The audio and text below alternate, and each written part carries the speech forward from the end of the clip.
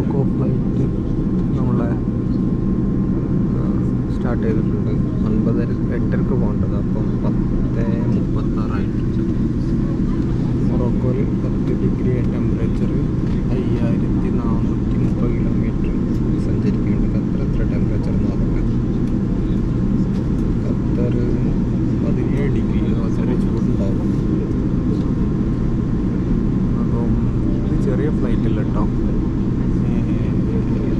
നീളത്തിൽ ചെറുതാണെങ്കിലും മൂന്ന് സീറ്റ്, നടുവിലും 3 സീറ്റുള്ള ടൈപ്പാണ്. ഞാൻ ഒരു പയ്യനോട് ഇങ്ങനെ ചോദിച്ചത് മുമ്പ് പറഞ്ഞില്ല, അങ്ങനെ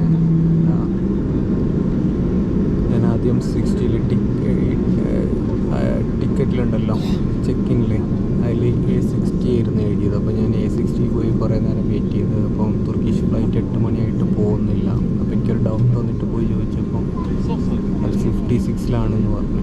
അങ്ങനെ ഞാൻ വന്ന സമയത്ത് ഒരു പയ്യന് വെയിറ്റ് ചെയ്തിട്ടുണ്ടായിരുന്നു. അവന് എൻ്റെ അടുത്ത് തന്നെ, അതായത് ഇത്ര ആൾക്കാരുള്ള സമയത്ത് അവനിൻ്റെ അടുത്ത സീറ്റിൽ തന്നെയാണ് ഉള്ളത്. പേര് ഹാരി, ഐവറി കോസ്റ്റുകാരനാണ്. ഏതായാലും ആൾ മൊബൈൽ സ്വിച്ച് ഓഫ് ചെയ്തിടും. ഈസ്റ്റിലേക്കാണ് നമ്മൾ ട്രാവൽ ചെയ്യുന്നത്. അപ്പം കാറും ഇത് ഫൈഡ് ഓഫ് ചെയ്തിട്ട്, കാരണം എന്താണെന്ന് പറഞ്ഞാൽ ചിലപ്പോൾ റോമിങ്ങിൽ ചാർജ് ചെയ്യും. ഇവിടെ സിം എന്നൊക്കെ പറഞ്ഞാൽ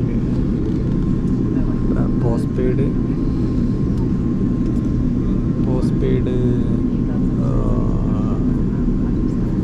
പ്രീപെയ്ഡ് $15 എല്ലാ മാസം ചെയ്യണം. ഒരു ഫെസിലിറ്റി ഉണ്ടാവില്ല. ഞങ്ങളുടെ നല്ലത് പോസ്റ്റ് പെയ്ഡ് അല്ലേ.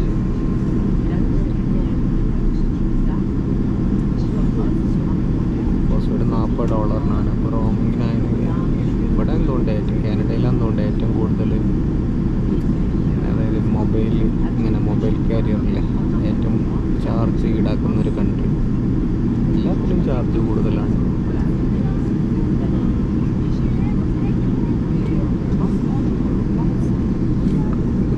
ഈസ്റ്റിലേക്ക് തിരിയുകയാണെങ്കിൽ ചിലപ്പോൾ മോൺട്രിയാൽ, ക്വിബക്കിൻ്റെ ഒരു വ്യൂ ചിലപ്പോൾ കിട്ടാൻ ചാൻസ് ആണ്.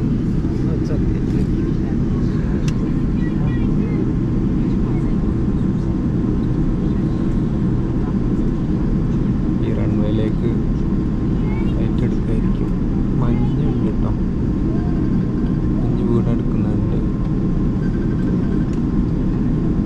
എന്നാലും 2 മണിക്കൂർ ഡിലേ എന്ന് പറയുമ്പോൾ അവിടെ കണക്റ്റിംഗ് ഫ്ലൈറ്റ് 6 മണിക്കൂറുള്ളത് 4 മണിക്കൂർ ലഭിച്ചിട്ടില്ല. ഇറങ്ങിയ അവിടെ തന്നെ മാറി കയറേണ്ടി വരും. അതായത് ചെക്കിന് തുടങ്ങുന്നു.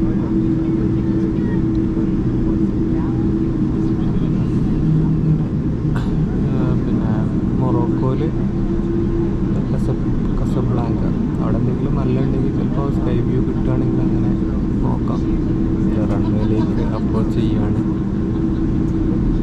മുന്നിലെ ലൈറ്റ് ഒഴിവായ നല്ല സുഖമായിരുന്നു.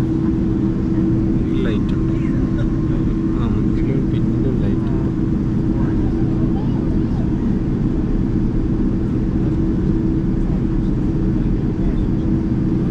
സ്ക്രീനൊക്കെ ഉള്ള ലൈറ്റ് ആണെങ്കിൽ അതിൻ്റെ ആ ഹെഡ്സെറ്റ് തീരെ തന്നിട്ടില്ല. തരുമാവോ? ഞാൻ ബെഡ്ഷീറ്റാന്ന് വിചാരിച്ചു, പക്ഷേ ബെഡ്ഷീറ്റല്ല, തലയിലോണ്ട് വലിയ കാര്യമില്ലല്ലോ. ഓൾറെഡി ട്രാവൽ പില്ല് ഇതെടുത്തിട്ടുണ്ട്, നെക്ക് പില്ലും എടുത്തിട്ടുണ്ട്. ഞാൻ എടുക്കാൻ മറന്നു. വൈഫിൻ്റെ അവൾ മോൺട്രിയൽ പോയപ്പോൾ കൊണ്ടുപോയിട്ടുണ്ടായിരുന്നു. അപ്പോൾ അതെടുത്ത്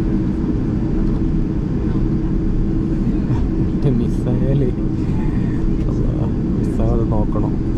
അത് നല്ല പില്ലുമാണ്.